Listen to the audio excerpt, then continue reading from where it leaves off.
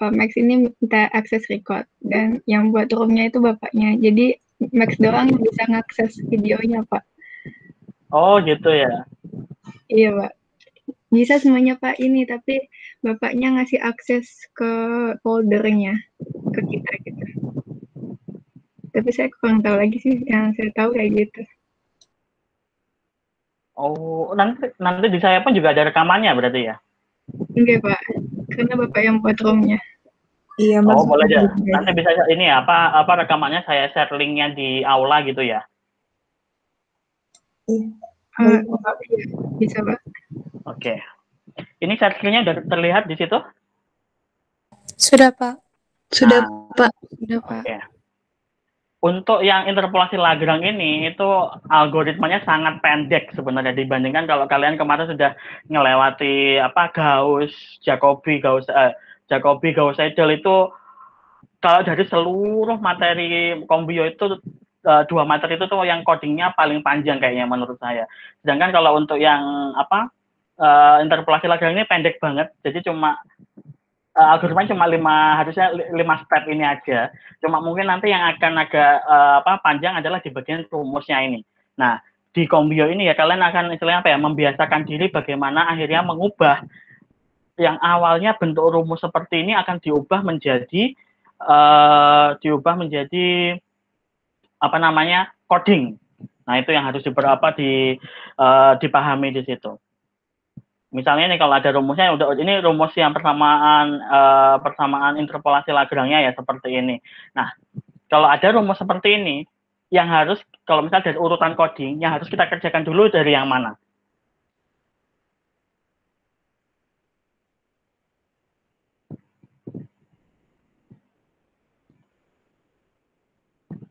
Ada yang tahu?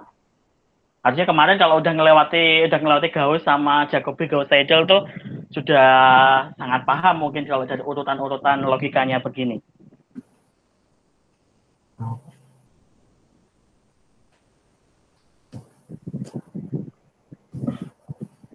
Dari mana dulu kita memulai ngodingnya sebenarnya? Dalam ini Pak, dalam inisiasi itu, Pak, nilai yang XY datanya.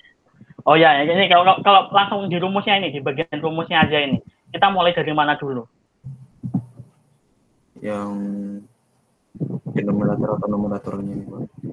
Nah, ini. Jadi kalau misalnya ada sederetan rumus, kita akan selalu mulai dari yang paling misalnya paling dalam posisinya. Nanti baru yang kalau misalnya kan itu kalau misal coding kita kan yang itu yang dikerjakan dulu, baru kemudian nanti turun ke bawah sampai dapat yang paling luar kayak begitu. Nah, yang harus hati-hati ketika interpolasi Lagrange ini, kita harus tahu kalau di sini tuh ada 2 step. Step pertama adalah bagaimana cara kita mendapatkan persamaannya. Jadi bukan menyelesaikan ya, bukan dapat nilai, tapi kita dapatnya tuh sebuah persamaan. Terus kedua adalah bagaimana kemudian persamaan itu kita plot, kita tampilkan untuk akhirnya tahu nih di mana sih posisi titik-titik yang kita punya di grafik persamaan tersebut. Nah, ini mungkin yang agak berbeda dibandingkan materi-materi sebelumnya. Karena kalau materi yang sebelumnya mostly kalian diminta untuk menghasilkan suatu angka. Jadi penyelesaiannya seperti apa? Atau mungkin kalau kemarin ada regresi linear, kalian mendapatkan nilai M sama N begitu. Itu kan juga mencari begitu. Sedangkan untuk yang interpolasi Lagrange ini, kalian diminta untuk mendapatkan persamaannya. Jadi hasilnya yang step pertama, yang sampai ke persamaan yang bagian rumus ini, itu adalah persamaan bentuknya. Kok bisa tahu itu dari mana? Nah, di sini. Di rumus ini ada satu variabel X, yang itu akhirnya menyebabkan hasil endingnya itu berupa persamaan. Kayak gitu. Jadi nanti yang kalau misalnya sudah lihat di tutorialnya di situ yang untuk materi interpolasi Lagrange ini codingnya akan dimulai dari bagian yang di sini, bagian yang di tengah ini. Nah, ini yang akhirnya agak muncul beberapa library yang harus digunakan. Nah, saya sekarang share ke PyCharm ya. PyCharm-nya itu enggak terdetek.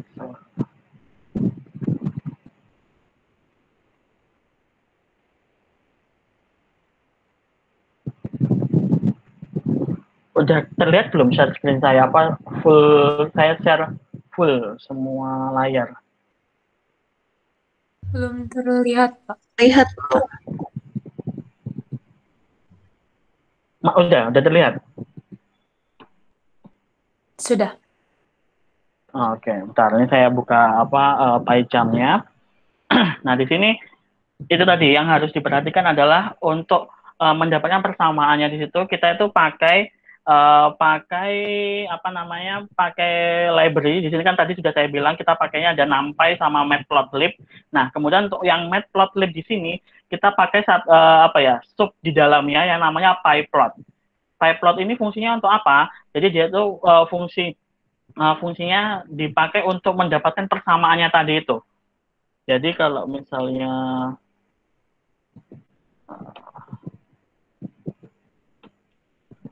udah terlihat belum PyCharm-nya di kalian? Yang saya share screen ini. Sudah, Pak. Sudah ya? Oke. Nah, ini tadi yang sempat disebut sama Cyber tadi ya, ada bagian inisialisasi awal. Jadi ini adalah data yang kita punya itu ini dimasukkan ke sini. Nah, di sini ada kalau misalnya diikuti yang di video saya itu sudah saya jelaskan kayak kenapa di sini pakai NP itu agar lebih singkat aja, tapi harus ada ini di atas ada import NumPy tadi library-nya S apa. Jadi biar lebih singkat aja gitu. Terus kemudian nah ini ada kalau pyplot untuk plottingnya nanti yang poly1D ini yang dia untuk mendapatkan persamaannya. Jadi pertama sebelum mendapatkan persamaan itu kita buat rumahnya terlebih dahulu. Makanya di sini dipakai 0,0 kayak begini.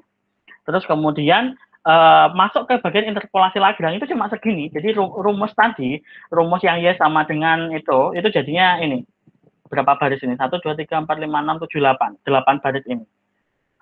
Logika berpikirnya kalian tidak harus sama persis dengan saya. Jadi apa maksudnya? Kalau misalnya ada yang istilahnya cara berpikirnya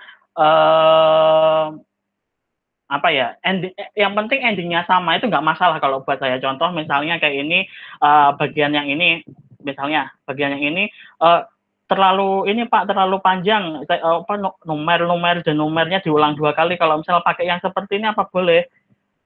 Ya nggak apa-apa juga pakai yang di sini ada bintangnya. Pakai yang lebih sederhana. Jadi di sini kasih bintang terus kemudian kok nggak muncul yang bentuk lebih sederhana kayak begini. Nah ini sama aja kan, boleh nulisnya kayak begini, itu boleh. Jadi istilahnya logika berpikirnya nggak harus sama persis seperti apa yang saya tulis atau saya jelaskan di video, tapi kalian boleh istilahnya berkreasi atau ngikutin bagaimana kalian lebih paham mengikuti logika berhitungnya. Makanya kenapa sih kok perlu ada teori kemudian ada praktikum? Karena kalau di teori kalian lebih di materinya itu lebih mengenai secara manualnya seperti apa. Kalau misalnya di praktikumnya, nah ini membuat yang manual itu menjadi coding. Karena urutan pengerjaannya itu akan selalu sama. Itu yang harus dipelajari, yang harus dipahami. Jadi yang manual harus paham dulu, kemudian baru bisa diterapkan ke bentuk codingnya. Kayak gitu. Nah, terus kemudian ini sintak-sintak penulisan yang berbeda untuk yang di Python. Jadi penulisannya kan kalau misalnya di MATLAB for dalam kurung kayak begitu kan langsung ada ininya. Atau kalau misalnya di C++ dulu ada for to do begitu. Nah, kalau di Python ini for variabelnya apa, in range, kemudian ini batasnya 0 sampai sekian. Oh, ini nih yang saya juga sempat lupa ngasih tahu lagi. Untuk MATLAB ataupun Octave itu mulai matriksnya itu di titik 1,1. Tapi kalau untuk Python itu mulainya dari 0,0. Nah, ini yang harus hati-hati nanti. Karena itu akan mempengaruhi proses perhitungannya. Terutama mulai ketika kalian membuat looping untuk perhitungan matriks seperti ini. Maksudnya perhitungan matriks itu seperti apa? Kayak misalnya kita mau ngulang ke samping sama ngulang ke bawah. Kayak begitu. Yang ini kalau di sini pun sama aja. Kayak metrik untuk yang variabel J di sini itu mengulang yang bagian ada produk lambang kayak ini loh, tadi yang N siku begitu, itu kan produk yang artinya dia itu perulangan tapi itu dikali terus. Kalau sigma itu perulangan tapi dijumlah terus. Jadi kalau yang J ini untuk yang produk, kalau I ini untuk yang yang sigma, kayak begitu. Sama kalau misalnya kalian ketika kemarin di Gauss atau di Jacobi Gauss-Seidel, itu kan pasti ada double sigma tuh. Ada double sigma, makanya kalian di situ pakai pasti 2 for. Kemudian ada for satu lagi di dalamnya untuk nanti ngulang pindah istilahnya ya kalau di itu ngulang pindah posisinya dia kalau di Gauss atau Jacobi atau Gauss-Seidel. Pasti makanya for-nya itu rangkap 3 kalau di situ. Nah di sini karena cuma ada 2, ada 1 sigma dan 1 produk, makanya pakai 2 for ini. Ini tinggal cara penulisannya. Nah, yang harus hati-hati adalah penulisan untuk yang bagian ada variabelnya. Untuk bagian yang ada variabelnya atau bagian numeratornya, itu nulisnya seperti ini. 1 di sini itu maksudnya adalah karena derajatnya 1x-nya. Kemudian derajat x yang 1 itu dikurangi dengan xj. Nah, itu kalau ij-nya ini ikuti aja yang ada di rumusnya. Jadi kan akan sesuai dengan itu. Dan kemudian di situ jangan lupa untuk yang produk itu ada syaratnya, I-nya tidak boleh sama dengan J. Nah, ini. Ada yang tahu kenapa? Saya nyebutkan di videonya, ada yang ingat nggak? Kenapa ini nggak boleh sama dengan J?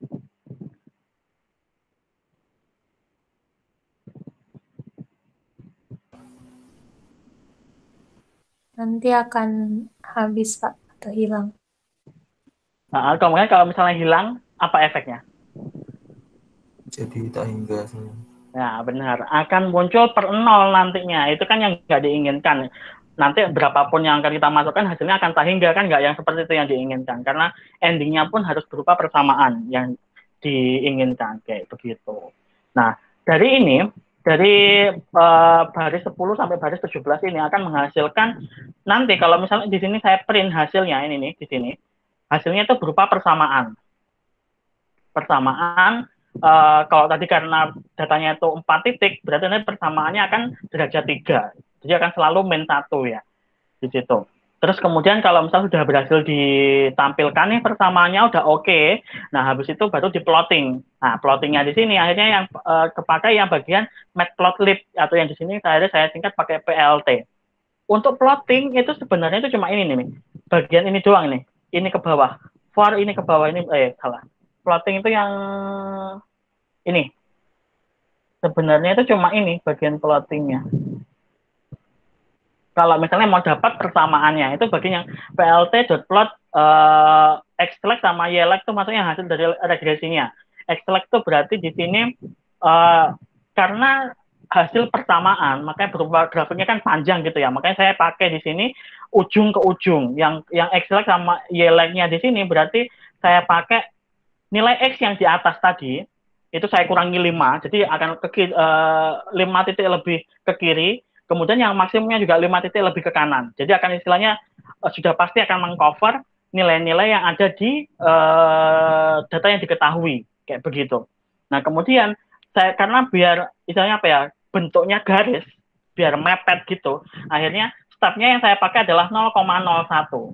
Nah, jadi yang ini extract ini np.arrange ini berarti maksudnya adalah membuat data sebenarnya, membuat data yang dia itu X-nya tadi minimum angka berapa? X-nya minimum angka 0, maksimum angka 6. Berarti dia mulai dari min 5 sampai 11 dengan stepnya itu 0,01. Jadi selain biar dibuat rapat, nanti endingnya berupa garis kayak begitu. Nah, terus ini K min di sini adalah untuk simbolnya aja. Minus ini berarti simbolnya berupa garis nantinya. Terus kemudian K di sini adalah untuk warnanya. Jadi K ini untuk hitam. Kemudian kalau yang ini ada looping di sini adalah untuk menampilkan nilai X dan Y-nya.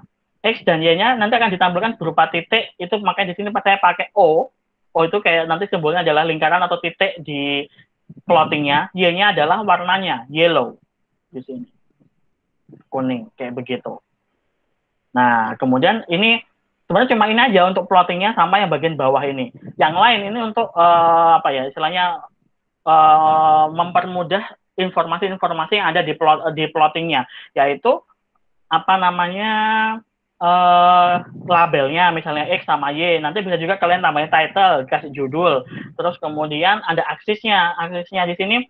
Nah, ini harus hati-hati untuk penulisannya. Jadi ada kurung, terus kurung siku, baru kemudian 4 batasnya. Jadi X-nya dulu, X minimum, X maksimum, kemudian Y minimum, Y maksimum, kayak gitu. Udah, nanti kalau misalnya ini di running,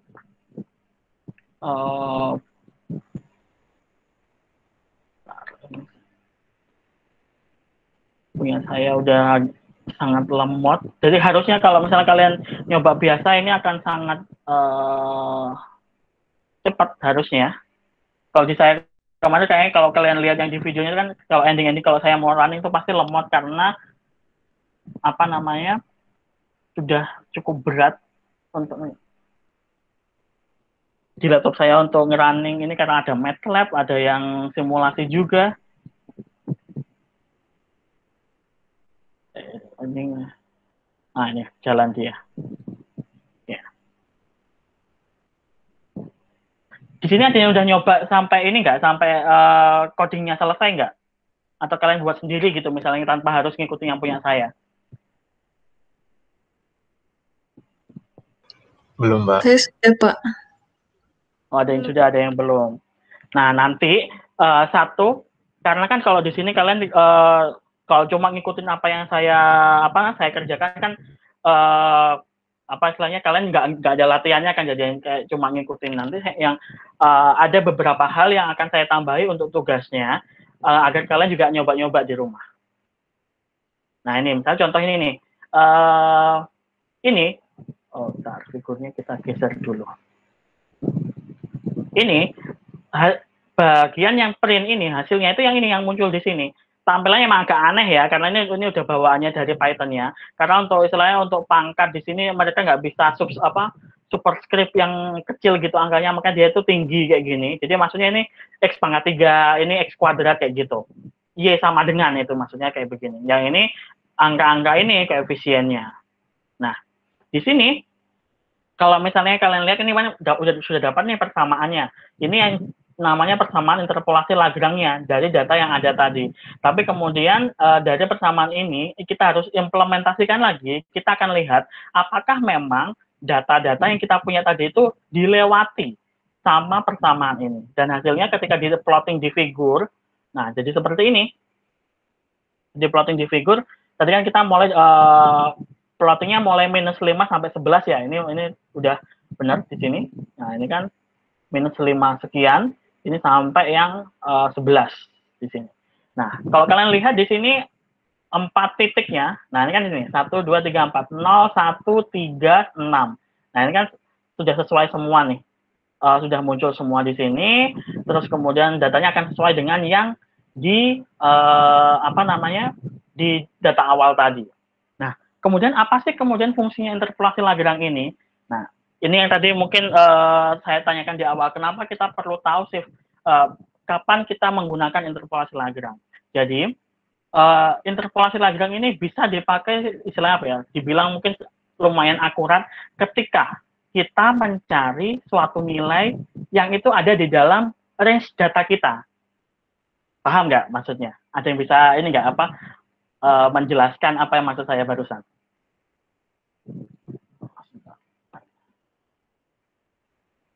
Interpolasi Lagrange ini akan sangat berguna ketika kita mencari suatu data atau hasil yang ada di range data kita. Jadi kalau kita misalnya cuma punya 4 titik seperti ini nih, kalau kita pengen mencari yang ada di sela-selanya ini, itu akan bagus gitu.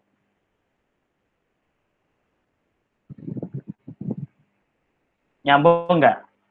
Ini jadi kalau misalnya ini ya, halo ya?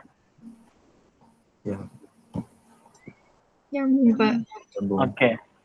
Kalau misalnya nih, saya pakai angka minus 10, kira-kira apa yang akan terjadi? X-nya saya masukkan minus 10 gitu. Di luar data. Kita bisa coba sih, bentar ya, kita coba. sininya yang di sini kita pakai minus 10. Running.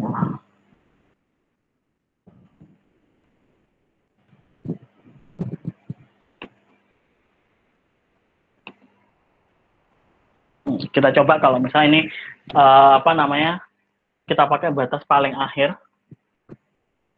Batas paling akhir yang minus 10 itu kira-kira angkanya akan ada di berapa?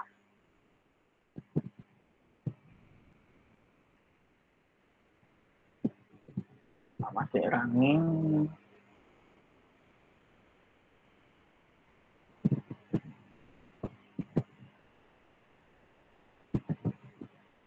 Nah, ini sudah muncul, persamaannya tetap ya, karena data awal kita nggak berubah. Nah, sekarang kalian lihat di sini, di bagian sumbu Y-nya. Data awal, nilai X-nya tadi kan 0 sampai 6 nih. Terus kemudian, apa namanya, nilai Y-nya pun di sekitaran 0 gitu. Tapi ketika saya masukkan nilai X-nya itu minus 10, yang dia itu di luar range data awal tadi, nilainya langsung nggak apa istilahnya, bukan nggak aturan ya, apa ya, sangat jauh di luar range Y-nya. Yang ini sebenarnya apa ya, yang bisa kita bilang jadi tidak logis, dan misalnya pendekatan itu terlalu apa istilahnya ya, terlalu jauh gitu ya. Namanya pendekatan harusnya kan lebih dekat di sekitaran sini. Jadi istilahnya untuk interpolasi Lagrange ini akan sesuai ketika kita mencari memang data-data yang di dalam range data kita. Jadi kalau untuk yang di luar, nah nanti pakai yang lain berarti caranya kayak begitu. Interpolasi Lagrange ini kalau misalnya kita apa ya, kita gunakan data yang sangat banyak, otomatis dia akan nanti nilai persamaan juga akan sangat rumit, dan itu salah satunya jadi kelemahan sih kalau di situ. Ketika persamaan jadi sangat rumit, nanti ketika kita inputkan nilai yang apa ya, istilahnya perbedaannya sedikit saja, bisa saja outputnya itu sangat berbeda. Itu yang biasanya itu jadi istilahnya kalau di statistik itu overfitting. Jadi istilahnya data yang dimasukkan pun berapapun akan selalu mengikuti, karena persamaan yang didapatkan itu cukup fleksibel dengan derajat yang lumayan tinggi. Tapi malah yang kayak begitu tidak diinginkan kayak gitu. Jadi tetap harus istilahnya di dalam data-data yang kita inginkan. Terus kemudian akhirnya dengan begitu nanti akan ada apa ya istilahnya, satu hal yang harus kita pahami adalah data yang kita punya pun, nah di sini harus apa istilahnya ya, harus datanya harus bersih istilahnya, jangan sampai ada outlier. Outlier itu yang seperti apa? Jadi data yang dia itu istilahnya, kalau bahasa Jawanya itu apa ya, nyempil dari data-data yang lain. Jadi kalau misalnya ini 4 kan titiknya di sini nih, terus kemudian data awalnya saya tambahin 1 titik tapi di atas ini, nah itu akan sangat membuat persamaan ini sangat jelek nantinya.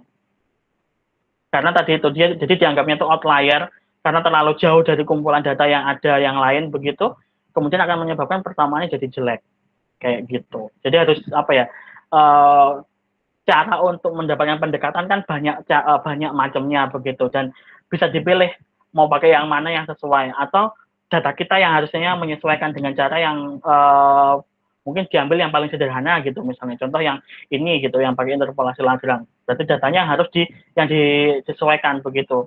Mungkin yang outlier itu bisa jadi ada errornya ketika pengambilan data atau dan lain sebagainya, yang menyebabkan hasilnya itu terlalu jauh dibandingkan teman-teman data-data yang lainnya kayak gitu. Nah, sampai sini mungkin ada yang mau ditanyakan.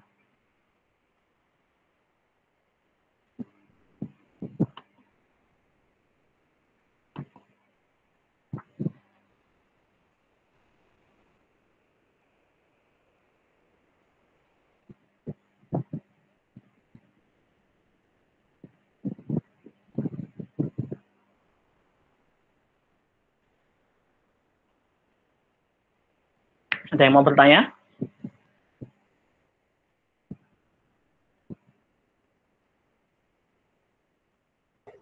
Belum ada, Pak. Oke. Nah, kalau untuk apa namanya, kalau untuk materinya kan tadi itu interpolasi Lagrange itu sangat singkat. Jadi kayak cukup, kalau buat saya itu istilahnya apa ya, cukup straightforward gitu ya. Langsung kita cuma masukin satu rumus selesai kayak gitu. Jadi nggak terlalu panjang. Apalagi untuk yang minggu depan yang turunan itu juga sangat malah jauh lebih simpel begitu. nggak ada sigma, nggak ada produk, langsung kita main masukin rumus, tinggal data kalau untuk yang minggu depannya agak bisa dimain-mainkan begitu. Tapi kalau untuk yang minggu ini cuma kayak gitu aja sebenarnya. Jadi lebih ke bagaimana kita mendapatkan persamaan dari data yang sudah ada, kemudian dari persamaan tersebut kita mencari grafiknya atau plottingnya untuk mengetahui apakah benar-benar akhirnya titik-titik data yang kita punya di awal itu terlewati oleh grafik persamaannya yang kita dapatkan dari interpolasi Lagrange itu, kayak gitu. Kalau buat teman-teman di sini dengan cara metode praktikum yang seperti ini, kayak gimana? Kan kalau mungkin cuma dari video itu kadang saya kemarin mikirnya apakah ini ya bisa ngikutin terus ya kalau misalnya dari video gitu, karena kan cuma satu arah gitu kan ya, saya cuma jelaskan ke kalian, saya nggak tahu apakah memang kalian nangkap atau enggak ketika melihat videonya, apakah informasinya itu sudah cukup apa namanya detail atau informatif begitu. Nah kalau misalnya ada feedback, minta tolong sampaikan sekarang aja gitu ya, biar nanti untuk next video yang akan saya buat untuk pertemuan selanjutnya bisa saya buat lebih rinci atau detail, atau mungkin ada beberapa part yang memang harus saya jelaskan terlebih dahulu begitu sebelum langsung masuk ke coding materinya, kayak gitu. Gimana kalau menurut pendapat teman-teman di sini? Atau dari video aja cukup, kita nggak perlu ketemu seperti ini? Saya izin jawab, Pak. Iya. Menurut saya sih kadang tuh video udah cukup, kadang enggak gitu Pak. Jadi kayak tergantung materinya juga sih. Tapi kadang kalau mau lihat materinya juga bingung juga sih Pak. Jadi mungkin bisa dibuat selang-seling juga Pak. Mungkin hari ini yang pertemuan, besoknya video gitu. Oke. Ada yang ini mau menyampaikan pendapat yang lain?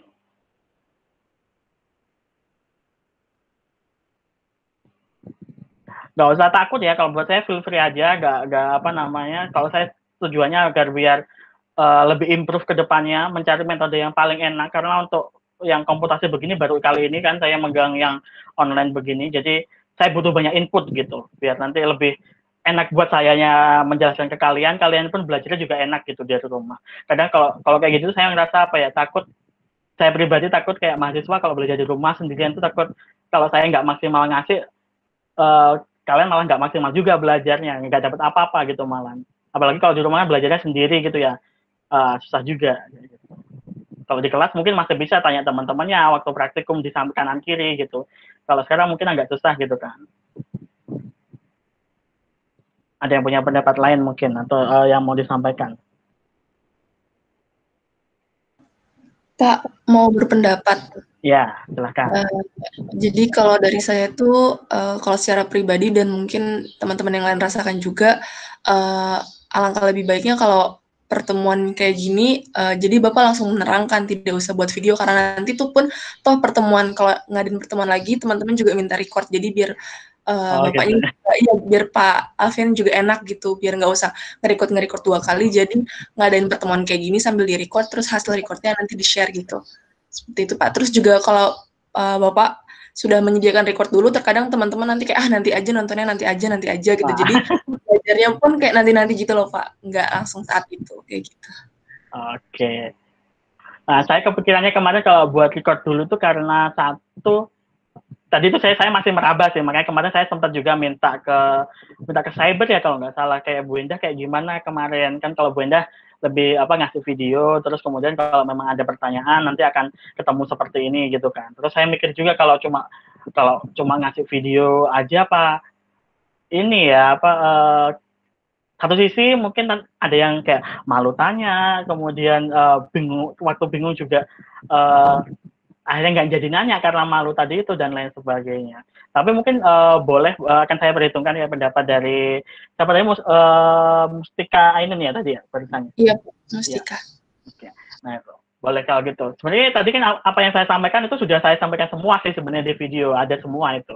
Jadi untuk kalau di video itu karena memang step by step dari istilahnya saya ngurutin ngodingnya from scratch, jadi istilahnya cuma dapat soal, kemudian kalau ngoding itu urutannya kayak gimana, dengan basic dari apa namanya materinya kayak begitu. Nah itu urutannya kayak gitu. Sedangkan kalau ini tadi kan saya udah tampilkan ke kalian di sini udah coding jadi nih kayak begitu. Tapi boleh juga nanti mungkin yang minggu depan karena materinya cukup simple, mungkin nggak akan saya buatkan video, tapi langsung kita live coding waktu ketemu begini gitu ya.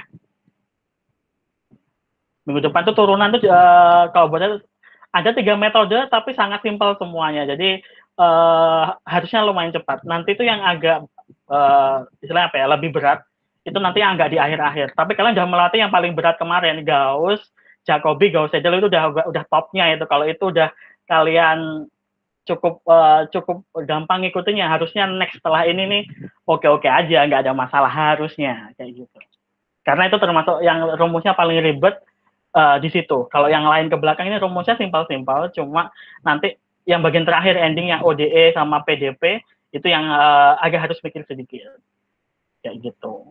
Jadi untuk yang ini integral itu mostly tinggal langsung pakai rumus sampai yang integral nantilah itu tinggal pakai rumus dan cukup straightforward rumusnya. Gitu, kayak gitu aja. Ada lagi mungkin yang mau berpendapat, mungkin yang lain nih yang punya pendapat yang lain nih kayak maunya dua-duanya aja Pak, biar nanti ada yang udah nyoba-nyoba dulu persiapan dari rumah, kemudian tinggal di sini konfirmasi aja, ada yang masih bingung kayak gitu. Kalau saya suka yang kayak Bapak barusan itu, Pak. Gimana? Kalau saya sukanya yang kayak Bapak barusan bilang. Nah, jadi buat video nanti ada pertemuan juga gitu, Pak. Oke. Kalau saya pribadi saya nggak terlalu masalah sih. Kalau misalnya memang nanti butuh video di awal begitu pun, saya tinggal apa kayak ngoding biasa saya rekam kayak yang satu itu yang kemarin itu. Jadi sambil saya jelaskan saya rekam sama apa ngoding begitu. Tapi kalau misalnya dari video itu aja sebelum saya jelaskan tadi mulai di awal yang mungkin udah lihat duluan, cukup jelaskah? Atau step-stepnya jelaskah? Atau kurang ada kurangnya bagaimana gitu, mungkin bisa disampaikan.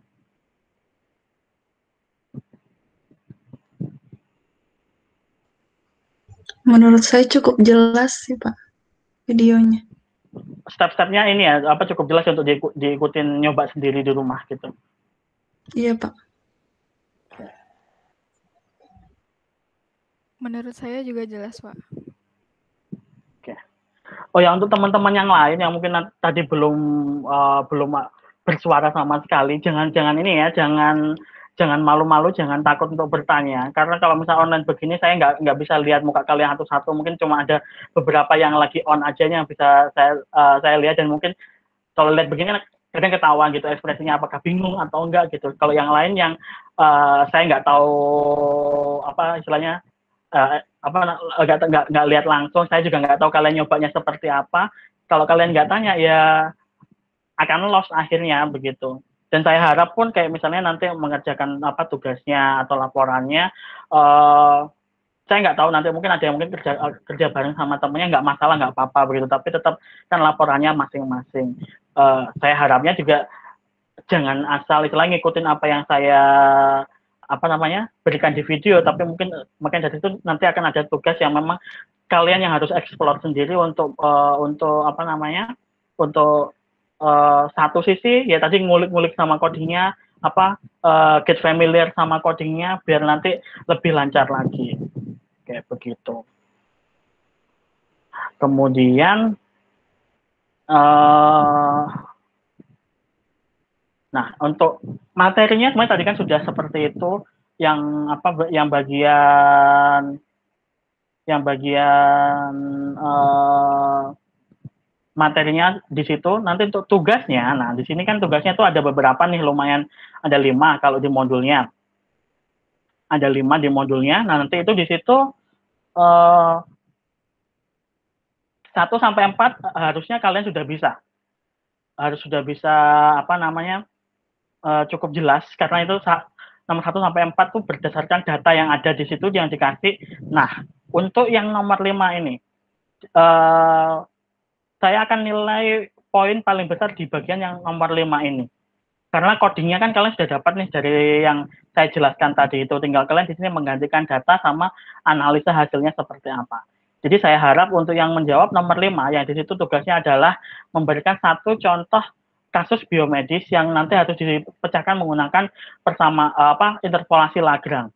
Nah, di sini 1, kalian harus sediakan datanya. 2, selesaikan data itu untuk mencari nilai-nilai yang ada di antaranya itu. Nah, itu harus datanya bisa diambil dari boleh buku, boleh jurnal, boleh skripsi, terserah. Tapi nanti tolong disediakan juga sumbernya kalian ngambil dari mana data itu. Misal nih, kalau ngambil dari skripsi senior, datanya apa, skripsinya apa, tahun berapa gitu misalnya. Atau misal kalau dari jurnal ya biasa dicantumkan referensinya begitu nanti. Itu yang harus muncul begitu. Jadi hati-hati. Dari 5 ini nanti akan saya nilai paling besar di bagian poin soal nomor 5 ini. Kayak gitu. Sampai sini dulu, ada yang mau ditanyakan?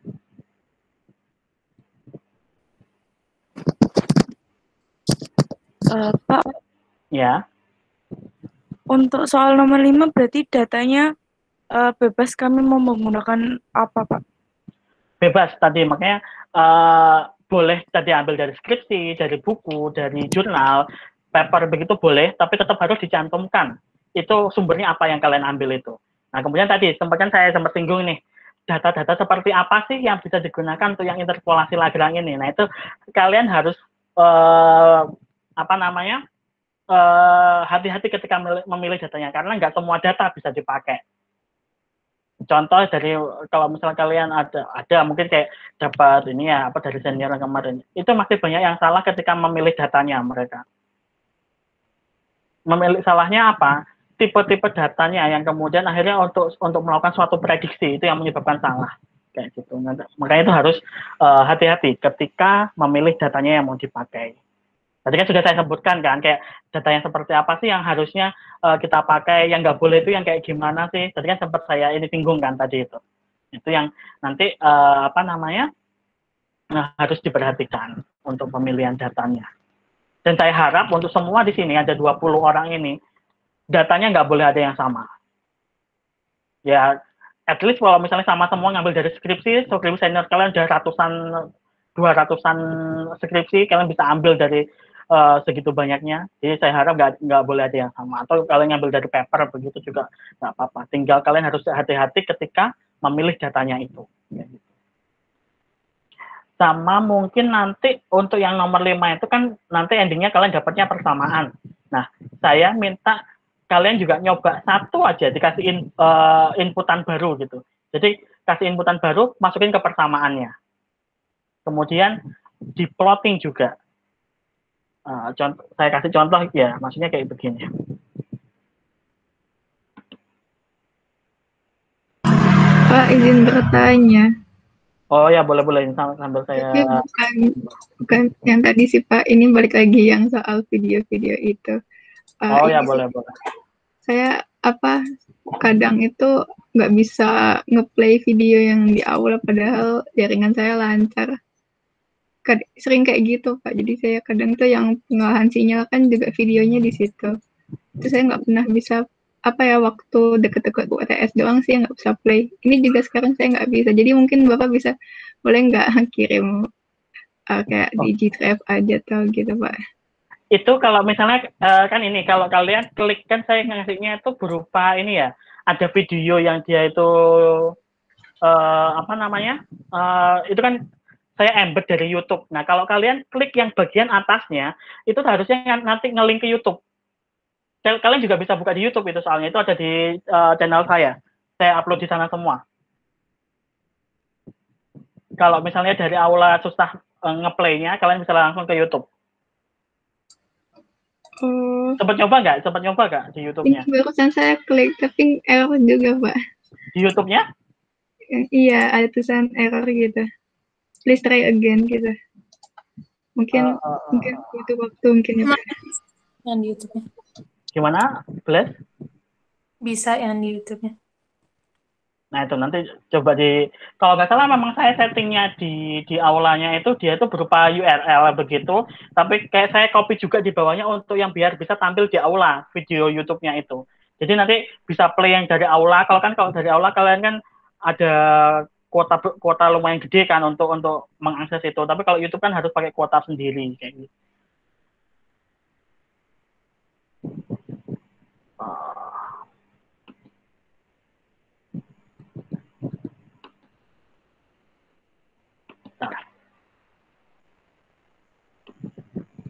Agak macet bentar. Nah ini mau saya tunjukkan kayak misalnya contoh saya masukkan satu data yang itu mau saya plot, masukkan data baru gitu. Ini kan kalau ini kan tadi kan data yang asli, kemudian hasil interpolasi gitu kan. Nah, kalau misalnya kita mau masukkan data yang baru, misal contoh di mana ya? Di sini deh.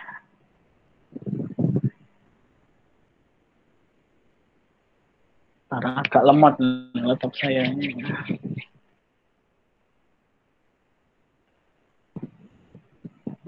Oh, belum.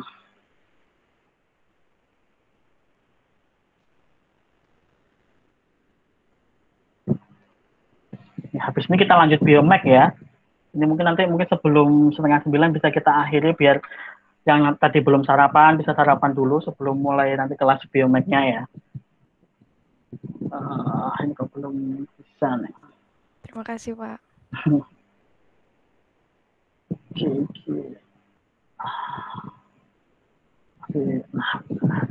Nah, di sini saya tambah nilai yang baru lagi.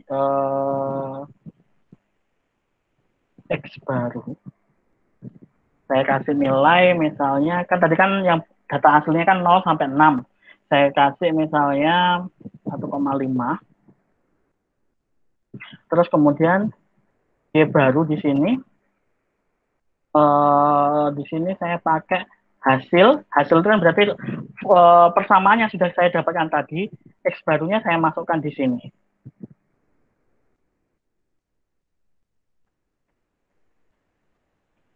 Taruh lama.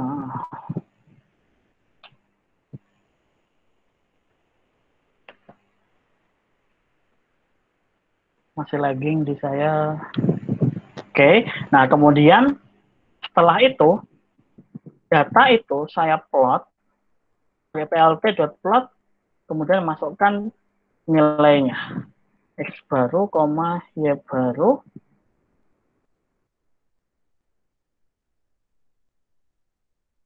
Y baru, terus kemudian biar beda saya kasih warna biru, tandanya bintang. Oke, udah, sekarang di running.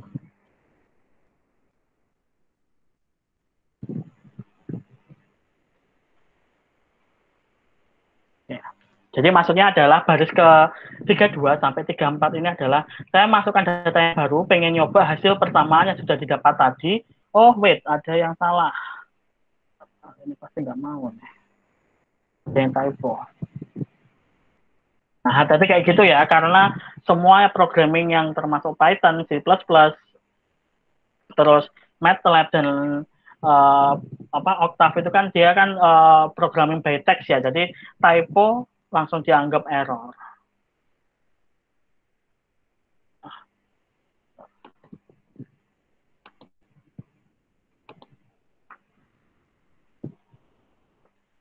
Nah, saya run ulang lagi, karena tadi ada yang typo, harusnya underscore tapi saya pakai minus. Nah, ini persamaan sudah muncul, tinggal yang running bagian plottingnya. Nah, kelihatan nggak di situ bintang birunya? Kelihatan, Pak. Nah, maksudnya seperti ini. Nanti kalian coba 1, 2 nilai begitu untuk yang soal nomor 5 untuk membuktikan bahwa akhirnya ketika kita mencari suatu nilai tersebut itu masih berada di grafik persamaan polinomialnya. Harusnya selalu benar sih kalau misalnya grafiknya tadi atau persamaannya sudah bisa didapatkan kayak gitu. Cukup jelas untuk tugasnya? Jelas, Pak. Oke. Ada lagi yang mau ditanyakan?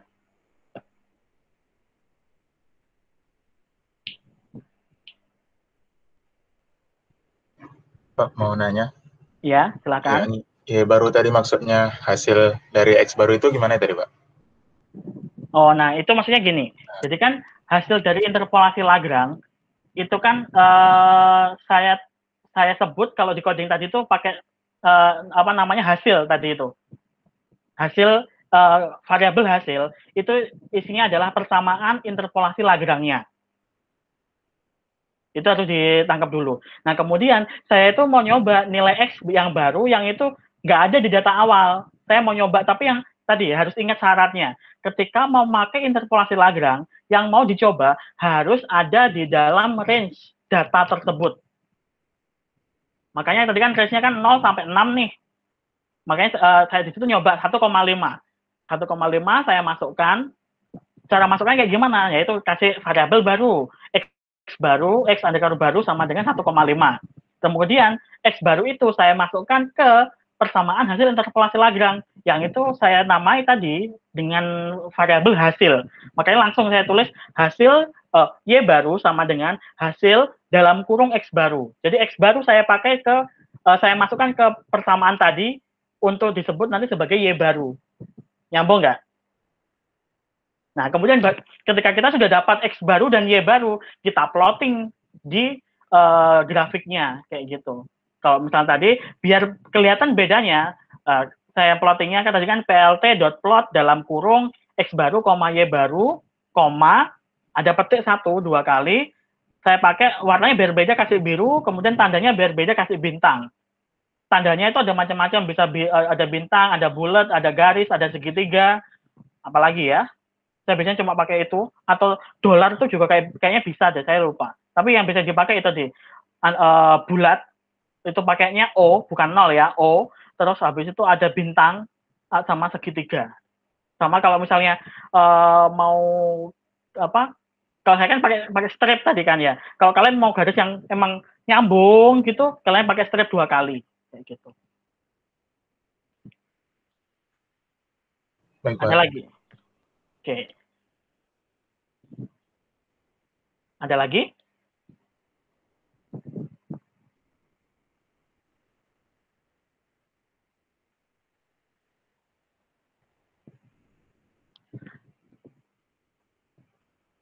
Kalau teman-teman yang lain nih gimana? Apa sudah paham juga? Kayak saya tanya coba siapa aja.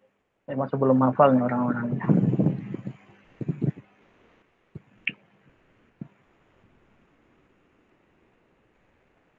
Kalau Ihsan Hanif nih yang mana nih orang? Saya belum nggak hafal wajahnya nih. Ihsan Hanif.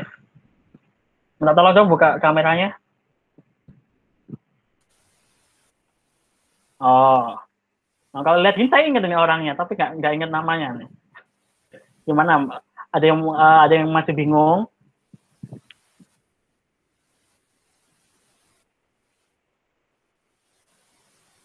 Nggak dengar suaranya?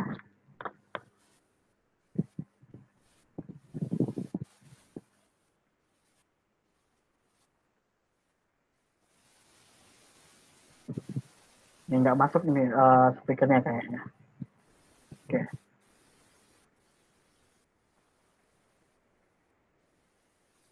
Oke, ada lagi ya yang mau ditanyakan?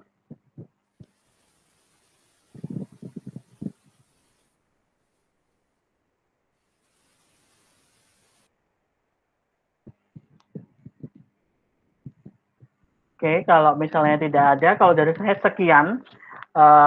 Saya harap sudah cukup jelas nanti untuk apa namanya materi tadi yang sudah saya sampaikan. Nanti juga bisa di playback lewat video atau nanti saya akan kasih link rekamannya langsung saya post di aula gitu ya. Terus kemudian saya harap nanti juga nggak terlalu kesusahan untuk membuat laporannya. Kalau misalnya ada yang mau ditanyakan, feel free aja tanya di grup ya, nggak usah malu-malu.